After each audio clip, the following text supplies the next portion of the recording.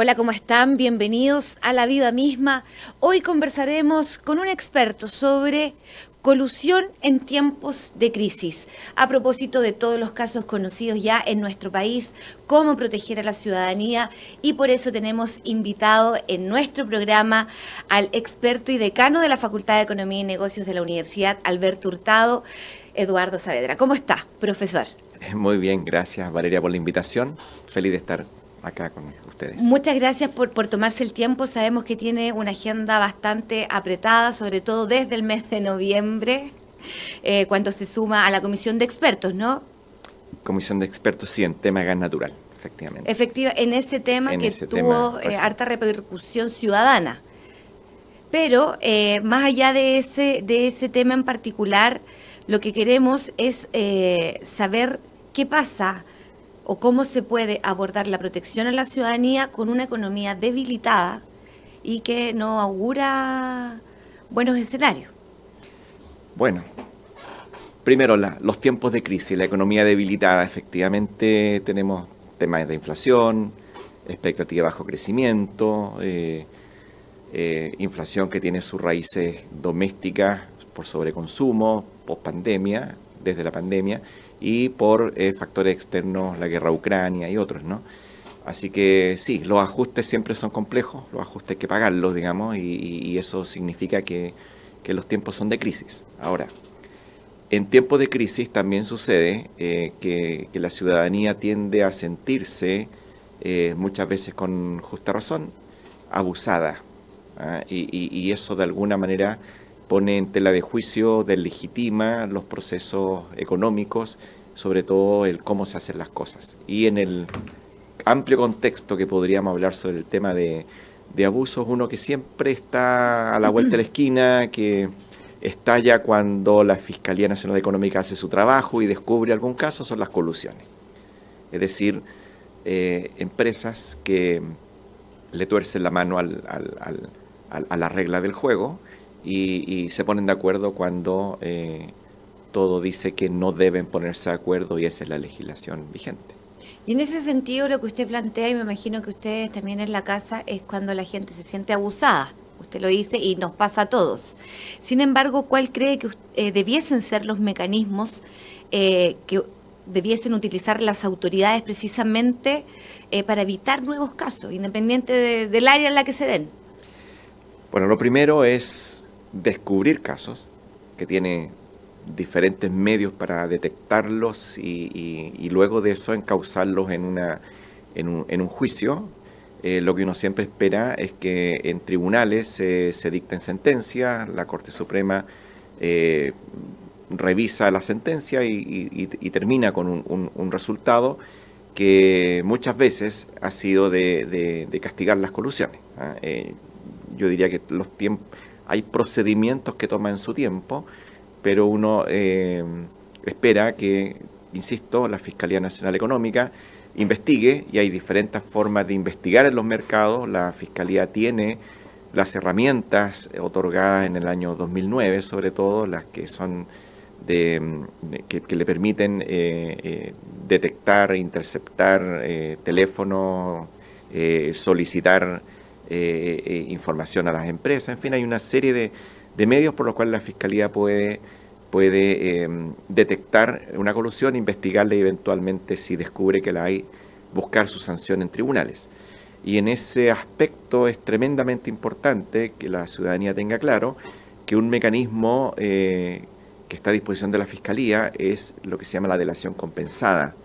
Delación compensada. Delación compensada, que consiste en, me acuerdo, un fiscal nacional económico antiguo, Felipe Irarrázaval, hablaba del germen que se le introduce a un virus, como estaría más de moda hoy día, ¿no?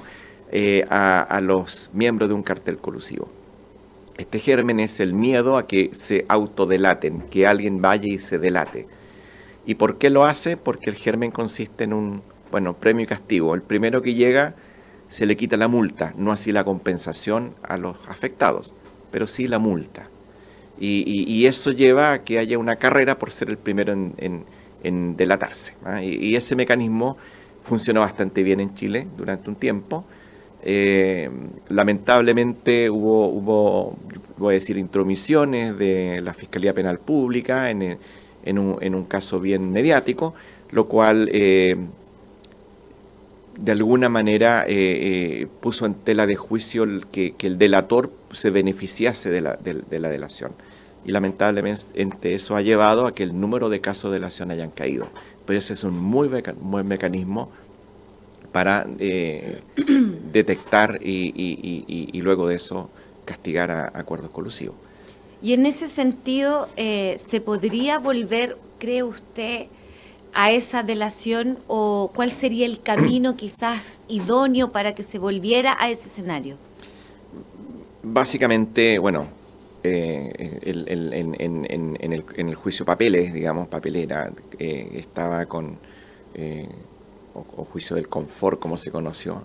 Del papel higiénico. Del papel higiénico, tiene varios nombres, digamos, que la gente lo conoce.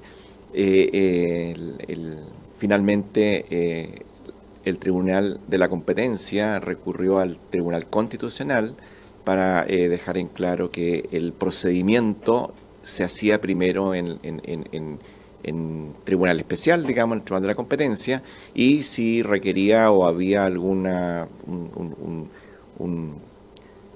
argumentos para seguir un juicio criminal en sede penal, bueno, eso debía esperar la resolución de final de la Corte Suprema, incluso del juicio en primera instancia o el juicio del Tribunal de la Competencia. Y eso luego queda refrendado en la ley que se modifica en el 2016. Me parece que eso es una muy buena instancia para dar certeza incluso a empresas que se han visto involucradas en temas de colusión, de que si se autodelatan se van a ver beneficiados con el no pago de la multa. Y eso es lo que finalmente le permite a la Fiscalía tener información de muchos juicios colusivos o de muchos casos colusivos.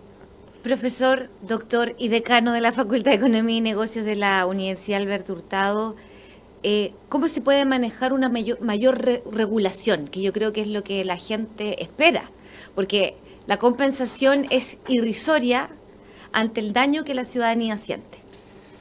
A ver, independiente de los números, porque a lo mejor hay un cálculo, sí, está dentro del marco de la ley, puede ser cuestión, no sé, eso es otra... Sí, puesto en telejuicio por la gente, al menos... Estamos hablando de la sensación ciudadana. Sí, es verdad. Lo que pasa es que también a la ciudadanía no se le puede dar más del daño causado.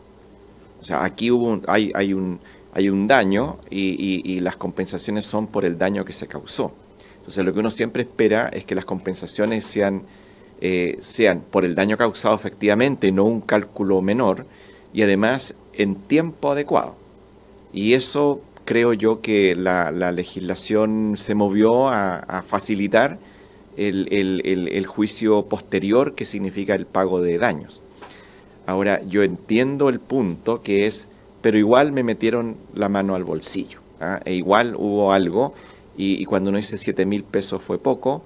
La verdad es que uno piensa que el sobrepago pudo haber sido más, sí, pero los cálculos dan lo que dan, y me parece que primero hay que creer en los números, hay que tener confianza en que las instituciones como la Fiscalía Nacional Económica, como el Tribunal de la Competencia, no están ni por las empresas ni por los consumidores, están porque el mercado funcione bien. Y en ese sentido el cálculo al que se puede llegar en un juicio de daño deberá ser el correcto, y la gente deberá pensar que, es lo que corresponde. Es lo que corresponde. Distinto es la multa, y ahí donde en la multa uno espera que sea una multa fuerte. Muchas veces si uno suma multa más pago por daño, la empresa está pagando más de lo que ganó. Bueno, eso es lo correcto si uno espera que la detección no sea siempre 100%, y por lo tanto tiene que haber un pago mayor en la medida que se descubra. Entonces, la multa a beneficio fiscal regularmente es por más que el daño causado, y cuando uno suma multa más daño está pagando la empresa más de lo que dañó al mercado. Eso no sé si me explico, pero... Se entendió perfecto respecto a ese punto. Ahora, el punto de la regulación. Ahí queremos entrar. Si uno está en una economía de mercado, o sea, yo parto de la base que estamos en una economía de mercado. ¿Okay? En una economía de mercado hay espacio efectivamente para que el Estado siga un un rol de fiscalización que lo ejerce a través de diferentes instituciones. Defensa de los consumidores, el CERNAC. Si tiene más dientes, menos dientes, es otro tema. Pero el CERNAC, Defensa de los Consumidores. Por otro lado, la Fiscalía Nacional Económica, tema económico, y así diferentes fiscalizadores que cuidan que, en el caso de la Fiscalía Nacional Económica y el Tribunal de la Competencia, que la competencia se dé de acuerdo a los preceptos de la libre competencia. Sin embargo, hay mercados en que la libre competencia no es posible, porque hay espacio para muy pocas empresas o solo una empresa, y ahí entramos en un mundo ya sea de la regulación de empresas privadas o bien de la provisión directa del Estado en algunos servicios o bienes. Por ejemplo, en el mundo bancario existe Banco Estado. ¿Por qué existe Banco Estado si hay como 10 bancos privados? Bueno, porque hay un espacio para que los bancos no han entrado seguramente en la pequeña y mediana empresa, o han entrado poco, en ciudades pequeñas, menos de 30.000 habitantes, uno encuentra Banco Estado, no encuentra bancos privados, en fin, hay una serie de razones para decir hay espacio para la provisión directa del Estado. Como hoy día también, ya hace un tiempo, se está discutiendo un proyecto de ley de reforma provisional en que sería una entidad estatal, al menos lo que se conoce, que haría la administración de cuentas. Entonces hay argumentos, pros, contras, uno puede discutirlo, pero hay argumentos por los cuales uno dice el Estado también interviene de manera directa en el mercado. Y hay un espacio intermedio entre que el mercado opera con supervisión, con vigilancia, o el mercado no opera y lo hace el Estado. Y ese punto intermedio es una regla del juego en que las empresas privadas operan, pero bajo condiciones impuestas por una regulación específica. Y esos son, la sanitaria, la distribución eléctrica, se discute si será también la distribución del gas natural, en fin, hay el acceso a la red de telecomunicación, en fin, hay muchos espacios donde hay regulación de tarifas y hay otros como regulación ambiental, regulación de seguridad, en fin. Se nos acabó el tiempo, sin embargo, queremos saber si vamos por el camino correcto, independiente del tiempo que tome, para evitar precisamente que esto se siga repitiendo. Yo creo que sí. O al menos soy demasiado confiado. Yo hace un tiempo escribí un artículo que hablaba sobre los abusos, donde uno esperaría una agenda pública que se haga cargo de una serie de instancias donde hay abusos y mejorar la fiscalización. Hay una agenda incluso a nivel de dotar al CERNAC de más atribuciones, me parece que es lo mínimo. Una agenda antiabusos que tiene que ver también con casos de colusión y dotar a la Fiscalía Económica de incluso más herramientas que las que tiene hoy día. O una agenda antiabusos que tiene que ver con las grandes empresas y cómo éstas tratan a sus proveedores que son pequeñas empresas. Y el pago contado, el pago pronto, o como el Estado, en tanto empresario, a través de sus grandes empresas, también paga mal y no paga a tiempo. Y eventualmente eso produce la quiebra de pequeñas y medianas empresas. En fin, podemos avanzar en eso, pero si me preguntas por la dirección, creo que la dirección es la correcta, y creo que una dirección incorrecta sería decir, como esto sucede, el Estado se va a hacer cargo. Porque cuando el Estado se hace cargo, también hay que pensar que el Estado tiene sus propias fallas y sus propios incentivos de las personas que operan dentro de estas instituciones que llevan a eventualmente una baja productividad e incluso la aparición de elementos de corrupción. Y eso sería nefasto para el país. Muchas gracias, profesor. Ya lo decíamos, sabemos que tiene una agenda apretada y por darse el tiempo de explicarnos también tan en simple algo que nos afecta a todos, porque la sensación de sentirse pasado a llevar obviamente nunca es grata. Así que bueno, al menos, como dice usted, vamos en la línea correcta para avanzar gradualmente y esto no se siga repitiendo. Así que muchas gracias por haber estado en La Vida Misma. Feliz de haber estado con ustedes. Y bueno,